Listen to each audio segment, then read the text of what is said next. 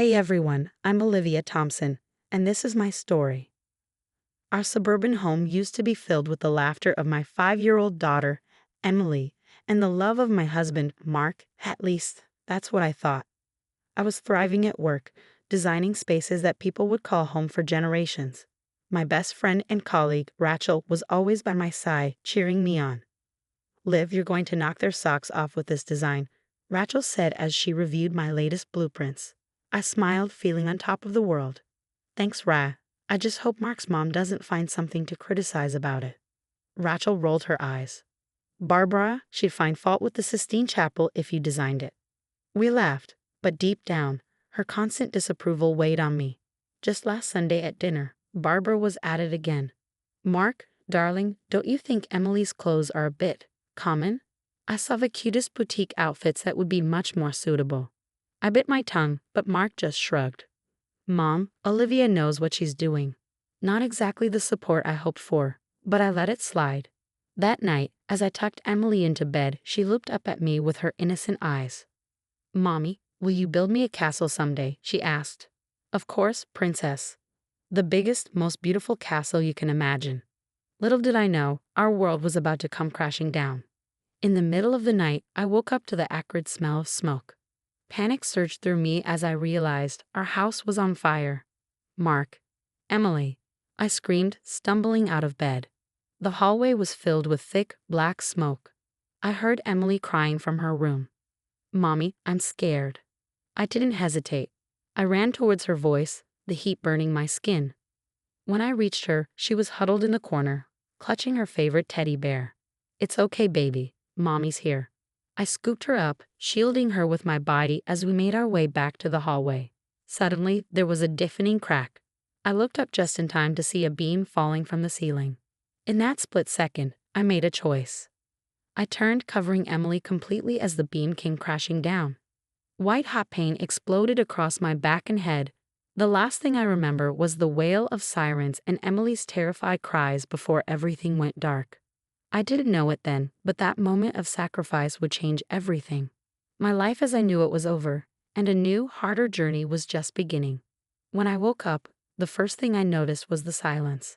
Then came the pain, a dull throb across my face and eyes. I tried to open them, but there was nothing. Just darkness. "Hello, is anyone there?"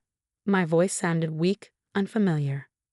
"Mrs. Thompson, you're awake," a warm but professional voice responded. "I'm Dr. Alicia Reeves. How are you feeling?" I can't see. Why can't I see?" There was a pause, heavy with unspoken words. "I'm so sorry, Mrs. Thompson. The fire caused severe damage to your eyes. We did everything we could, but you've lost your sight." The words hit me like a physical blow. Blind. How could I be blind? What about my work? My daughter? My life? Where's Mark? Where's Emily? I asked, panic rising in my throat. "Your husband stepped out for a moment. Your daughter is with your friend, Rachel." Days blurred together after that. I could hear the pity in people's voices, feel their awkward attempts to comfort me. Mark barely visited, and when he did, he seemed distracted. "Mark, I need you," I pleaded one day, reaching out for his hand. "I'm here, Olivia," he said, but his voice was distant.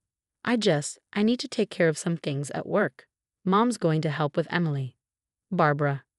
"Great." As if I needed her judgment on top of everything else. Rachel became my lifeline. She visited every day, bringing updates about Emily and helping me navigate this new, dark world. "Liv, you're the strongest person I know," she said one day. "You're going to get through this." I wasn't so sure. Simple tasks had become monumental challenges. How could I take care of Emily when I couldn't even find my way to the bathroom without help? One afternoon, I overheard 2 nurses gossiping outside my room. "Did you see Dr. Reeves with that patient's husband again? They seem awfully close." "Well, can you blame him? His wife's blind now.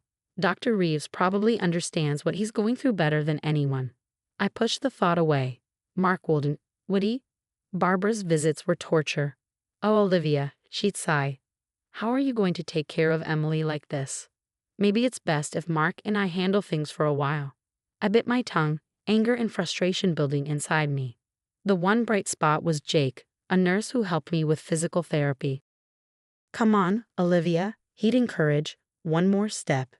You've got this." His kindness was a balm to my battered spirit. But as the weeks passed, the pit in my stomach grew. Mark's visits became even rarer, and when he did come, Emily seemed reluctant to interact with him. "Daddy, why don't we come home anymore?" I overheard her ask one day. His response was muffled, but I could hear the discomfort in his voice.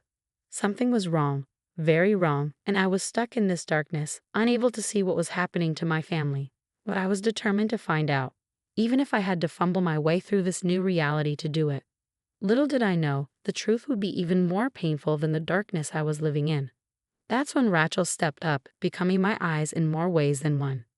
"Liv, I've been doing some digging," Rachel said one day, her voice tight with anger. "Mark's been using your joint credit card for things that don't add up." My heart sank. "What do you mean?" "Expensive jewelry, fancy restaurants, places he's never taken you." I felt sick. Maybe it's for work or maybe he's planning a surprise. Rachel sighed. "Honey, I don't think so.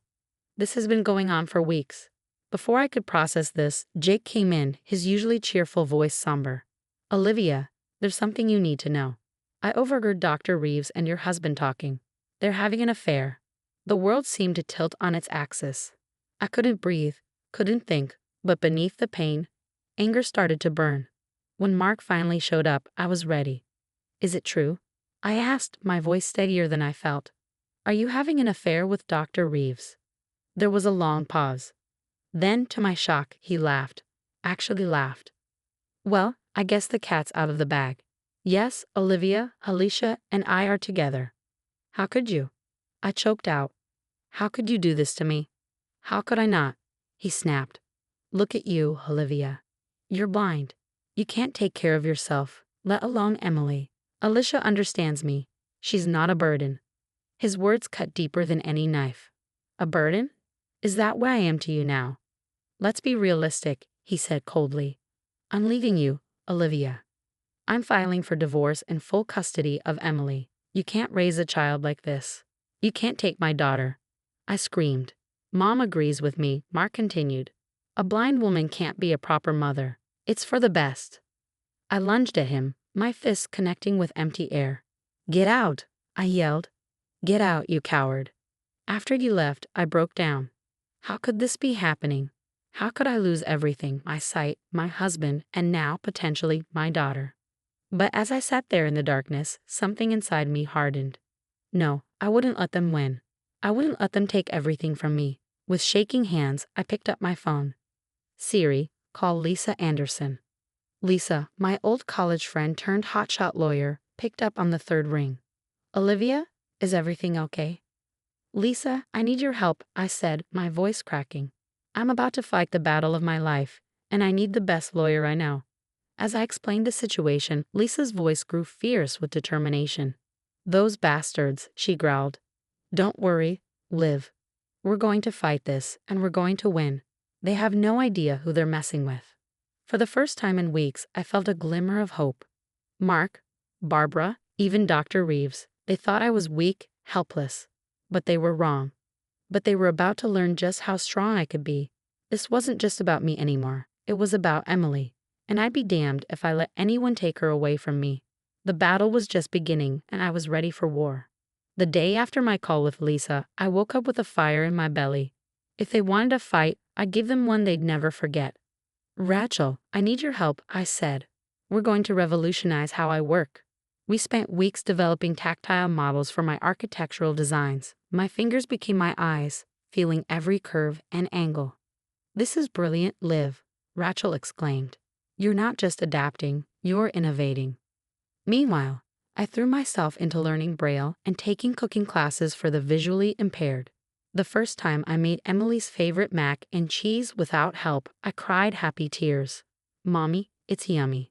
Emily giggled, and my heart soared. Lisa was a force of nature, building an ironclad case against Mark. "We've uncovered some interesting financial discrepancies," she said one day, "and Jake's testimony about Mark's neglect at the hospital is damning." The day of the custody hearing arrived, and I stood tall, my white cane a symbol of my independence, not my weakness. "Your Honor," I said, my voice steady, "I may have lost my sight, but I haven't lost my ability to love and care for my daughter. I've adapted, grown stronger. Emily is my world, and I'll move heaven and earth to give her the best life possible." The judge's verdict was clear. Mrs. Thompson has demonstrated remarkable resilience and adaptability. It's clear that Emily's best interests lie in remaining primarily with her mother. Mark's outraged gasp was music to my ears. Months passed, and life took on a new rhythm. My tactile architectural designs gained national attention. Olivia Thompson, visionary in the dark, one headline read. Emily thrived, with Rachel and Jake providing additional support. One day, as we walked in the park, Emily squeezed my hand. "Mommy, I'm glad you're my mommy," she said simply. Tears pricked my eyes. "I'm glad you're my daughter, sweetheart." Later, Rachel filled me in on the karma that had hit Mark and Barbara. "Mark's marriage to Dr. Reeves is over," she said with a smirk. "Seems he couldn't keep it in his pants. And your old firm? They've lost major clients who can't stomach Mark's behavior." I couldn't help but smirk. "And Barbara?" I asked. Rachel chuckled. "Let's just say her social circle isn't too fond of women who try to separate mothers from their children. She's not getting many party invitations these days." As I sat on my porch that evening, listening to Emily play in the yard, I realized something profound. Losing my sight hadn't weakened me. It had revealed a strength I never knew I possessed. "Mommy, come play with me," Emily called. I smiled, rising to my feet. The darkness that had once terrified me now felt like an old friend. I had faced my challenges head-on and emerged victorious. Mark, Barbara, all the doubters, they were behind me now. My future? It was bright, filled with love, success, and the sweet sound of my daughter's laughter. I might not be able to see it with my eyes, but I could feel it in every fiber of my being. As I joined Emily in the yard, I knew one thing for certain. This was just the beginning of our beautiful, hard-won happily ever after. If you were in Olivia's position, what would you have done? Would you have fought for custody of your child despite the challenges of sudden blindness, or would you have agreed with Mark that it might be best for the child to be with a sighted parent?